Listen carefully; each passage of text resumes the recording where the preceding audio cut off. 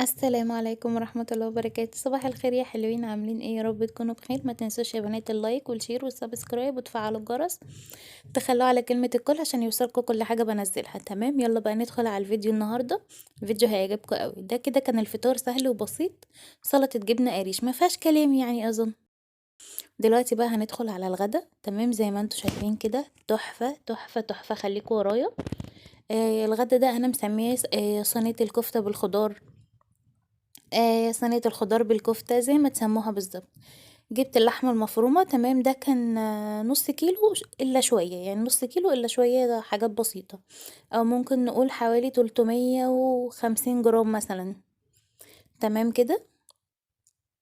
جبت اللحمة وفرمت في الكب بصلتين، وبعدين حطيت التوابل ملح وفلفل أسمر وبصل بودر وبهارات لحمة وزعتر. تمام، دي كده كانت التوابل بتاعتنا. وبعدين حطيت معلقة بقسماط او معلقة فيجيتار مطحون. تمام كده. وهنقلب كويس جدا زي ما انتوا شايفين كده. هنقلب كويس قوي قوي قوي، اللي هو هندخل المكونات كلها في بعض. هنخليها بمعنى اصح زي العجينة بالظبط. تمام.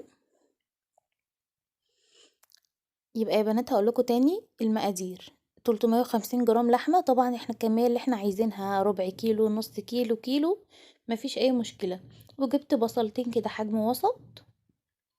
تمام، وحطيت التوابل ملح وفلفل اسمر وبهارات لحمه وبصل بودر وزعتر ومعلقه بقسماط او معلقه فيجيتار، مفيش يبقى معلقه دقيق عادي خالص. تمام، وعجنتها زي ما شفتوا كده العجينه. تمام، وشيلتها في التلاجة ترتاح. ودلوقتي بقى جبت الخضار بتاعي: بصل وبطاطس وفلفل وطماطم. تمام، هقطع البصل كده زي ما انتوا شايفين، جوليان او طرنشات بالطول زي ما تحبوا، اهو كده زي ما انتوا شايفين بالظبط.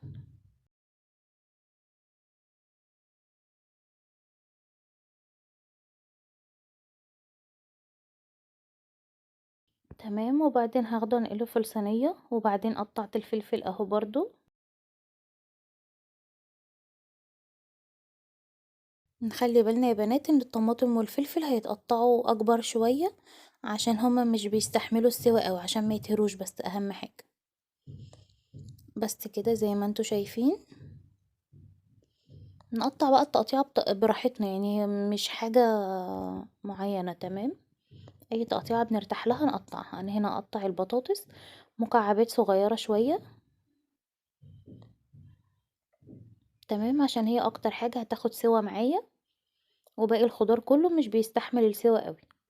فهصغر حجمها زي ما انتوا شايفين كده عشان تستوي كويس جدا، تبقى مع الخضار سوا مظبوط. وهنا بزود فلفل زي ما انتوا شايفين برضو اهو، وبزود طماطم برضو. بس كده. وده كده كان الخضار بتاعنا اهو زي ما انتوا شايفين. كل التوابل يا بنات اللي حطيناها على الكفتة هنحطها على الخضار. هنحط ملح وفلفل اسمر، بهارات لحمة، بصل بودر وزعتر. نفس كل حاجة حطيناها هنحطها هنا، بس هنقلل الملح شوية يا بنات عشان ما تبقاش مالحة اوي، لان اللحمة طبعا هتنزل الصوص بتاعها على الخضار، فمش عايزين الاكل يبقى حادق اوي. الاكلة دي يا بنات صحية جدا. تمام، انا بعملها بدون نقطة زيت، يعني انتوا هتشوفوا معايا الطريقة كلها اهو، مش هتلاقوني حاطة زيت نهائي. تمام، وهنا دلوقتي جبت البولة دي هحط فيها نص كوباية مية ومعلقتين صلصة،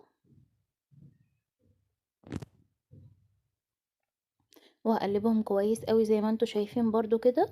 وهنزل بيهم على الخضار. طبعا يعني الخطوة دي اختياري مش اجباري، انا بس عشان بحب الخضار ملون شوية فبحطها. تمام، زي ما انتوا شايفين كده.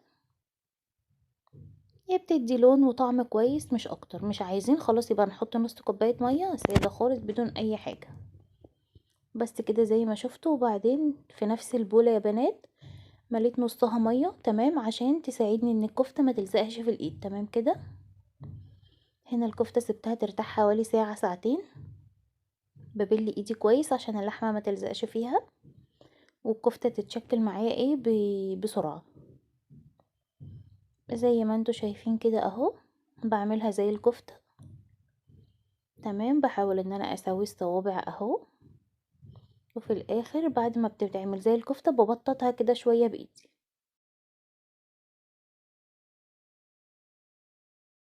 هعمل واحدة تاني معاكم اهو برضو. بصوا بقى يا بنات، المية اللي بخليها تبقى ماسكة في ايدي، تمام، مش بتخلي اللحمة تلزق، مش بتبوظ شكلها، بالعكس بتنعم الكفر اللي بره جدا، بتخليها حلوة قوي. جربوها بجد هتعجبكم جدا جدا. اهو زي ما انتوا شايفين كده، بصوا بقى، وعملت تالت واحد اهو. بوريكم ان انا بعد ما بعملها صوابع بدوس عليها شوية كده. تمام، بصوا بقى شكلها تحفة ازاي.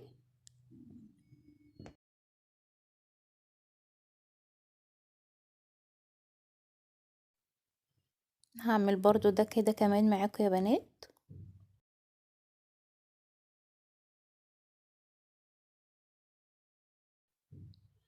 اهو زي ما انتوا شايفين برضو، بجيبه ببل ايدي مية، بعمله زي صباع الكفتة كده، وبعدين ببططه خالص بعد ما بحس ان هو بقى تمام وحجمه مظبوط في ايدي.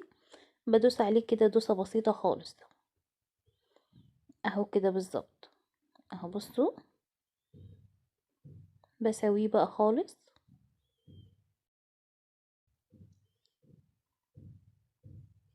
هنعمل بقى يا بنات نفس الكمية كلها، هنعمل الكمية كلها بنفس الطريقة كده زي ما انتوا شايفين اهو.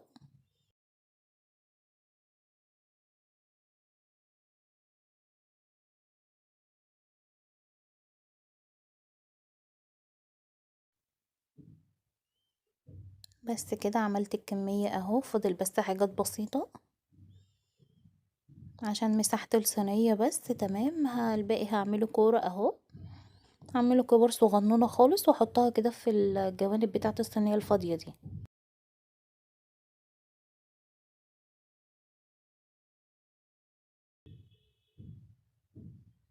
وبس كده يا حلوين، هنا خلصت خلاص كل حاجة اهي زي ما انتوا شايفين كده.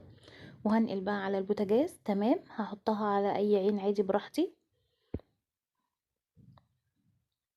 تمام، النار بتاعتها متوسطة يا بنات، ولا عالية ولا واطية. تمام، وبعدين هنا هغطيها عشان انا عايزة الخضار دايب بمعنى صح. وهنا بعمل رز ابيض، زيت، وغسلت الرز وحطيته،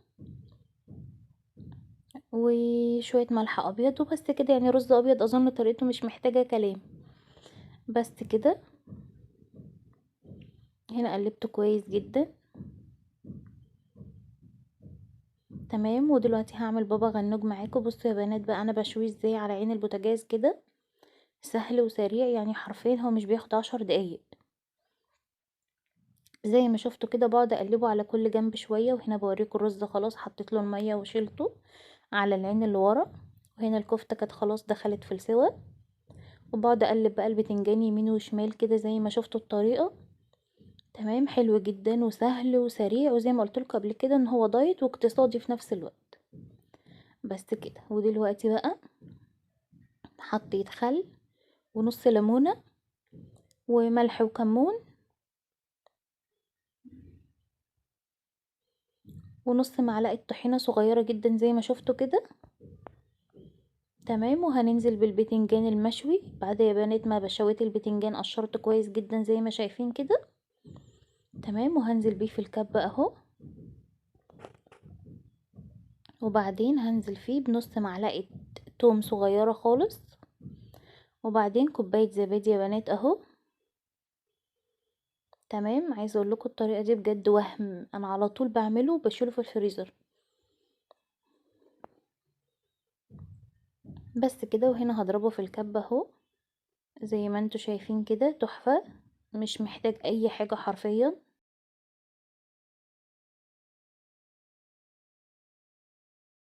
بس كده يا بنات، الاكل كان خلص ودلوقتي هغرف معاكم. تمام، حطيت 4 معالق رز في الطبق.